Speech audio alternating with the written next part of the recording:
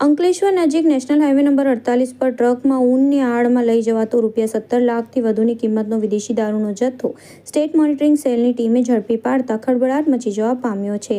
State monitoring સેલની ટીમને બાતમી મળી હતી કે નેશનલ હાઈવે નંબર 48 પરથી વિદેશી દારૂના મોટા જથ્થાની હેરાફેરી થનાર છે, જેના આધારે સ્ટેટ મોનિટરિંગ સેલની ટીમે અંકલેશ્વર નજીક હાઈવે પર આવેલ મુલર ટોલ પ્લાઝા નજીક વોચ ગોઠવી હતી। તે દરમિયાન બાતમીવાળી ટ્રક આવતા તેને રોકી તપાસ કરતા અંદરથી પ્રથમ તો ઊનનો જથ્થો મળી આવ્યો હતો। જો કે પોલીસે ચોકસાઈપૂર્વક તપાસ કરતા ઊનની આડમાં લઈ જવાતો વિદેશી દારૂનો મોટો જથ્થો મળી આવ્યો હતો। પોલીસે ટ્રકમાંથી ₹70,39,000ની કિંમતની વિદેશી દારૂની 7,896 નંગ બોટલ કબજે કરી હતી। પોલીસે ટ્રક ચાલક અને રાજસ્થાનના રહેવાસી પિન્ટુસિંહ નટુસિંહ રાવતની ધરપકડ કરી તેની પૂછપરછ કરતા તે દારૂનો જથ્થો ગોવાથી લાવ્યો હતો અને કચ્છના ગાંધીધામ પહોંચાડવાનો હોવાનું બહાર આવ્યું હતું।